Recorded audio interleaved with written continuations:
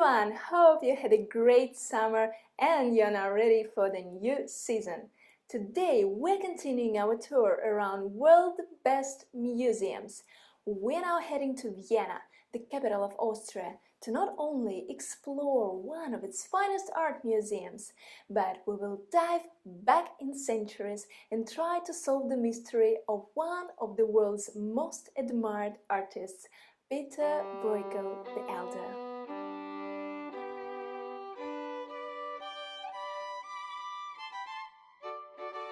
So, welcome to the Art History Museum in Vienna. It is a relatively young museum compared to the ones we visited previously, like the Louvre or Hermitage. The one in Vienna was only set up in 1891. However, the collection of paintings that was amassed under its roof is way older. It traces back to 16th century and contains the best pearls of the former collection of Austrian Emperor Rudolf II, which is considered to be one of the greatest collections ever assembled by an individual. The core part of the picture gallery is based on 17th century European art, the century that in many countries was fated to become the golden era of painting. However, you should be prepared that you would not find the best examples of French or English art in their collection. To explore them, one would better head to the best museums of the respective countries, or say Russia or United States. But their collection of Italian art, ranging from Greek Renaissance to Baroque masters, will not leave you untouched by its glorious power. I will even avoid name-dropping. Everyone is represented here. In addition, special attention is made on the art of Manierism, with its iconic chefs-d'œuvre by Parmigianino, Correggio, Bronzino, Arcimboldo and others. But our today's focus lies in the heart of their paintings collection, their most treasured, important and iconic collection of early Netherlandish art in the world, the one of paintings by Pieter Bruegel the Elder. Pieter Bruegel the Elder was the 16th century patriarch of the big family of painters from Spanish Netherlands. His son, Pieter Bruegel the Younger and Jan Bruegel, as well as some other descendants of this family, continued the painting business and often copied the style and artworks of their renowned father. However, some of them, like Jan Bruegel the Velvet, managed to carve his own place in the art history. But let's go back to Peasant Bruegel, as they called Pieter the Elder. This nickname was given to him by art historians to emphasize his merit in bringing landscape and peasant scene genre as the main subject in large paintings. It may be hard to imagine for us today. Okay, peasants, their lives, their joys and sorrows. Okay, a landscape with occasional figures. So what? Why it is considered to be so revolutionary? Alright, let me bring you back to the mid-16th century.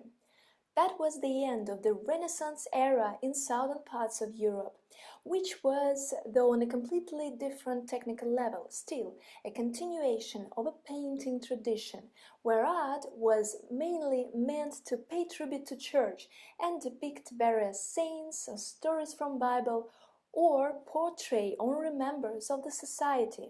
Why so? It's quite banal. The church was rich and they had money to pay for the best artists. So that was the church who selected the subject of the paintings. The same thing with aristocrats and men in power of those times. The life of ordinary people was still in obscurity, like it didn't exist at all.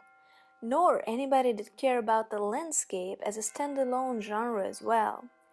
It became all different in Northern Europe, especially in Spanish Netherlands in the 16th century. People there, from the Dark Ages and medieval times, paid much more attention to the surrounding nature. They lived, if I may, a down-to-earth life, and they traditionally respected the power of natural forces. Well, of course, at 16th century, Netherlands was still dominated by Catholic Church, and Bruegel painted religious subjects too.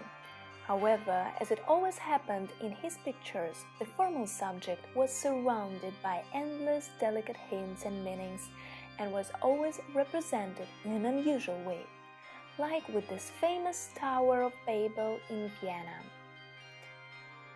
In this painting, Bruegel brought this massive tower to his hometown of Antwerp and invaded the picture with hundreds of minor details that brought the Bible subject close to his contemporary times.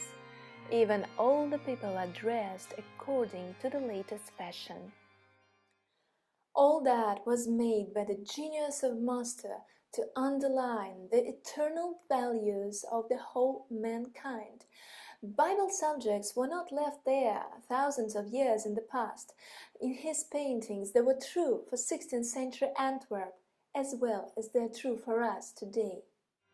And depicting the life of peasants, shedding light on their typical traits and vices that are actually belonging to all humans, from aristocrats to poor farmers. That was an unprecedented innovation of Bruegel, so admired by contemporaries. No doubt that he inspired artists of future centuries in Netherlands and across the world. Should I mention that his winter landscapes were probably the first winter scenes ever depicted in Europe?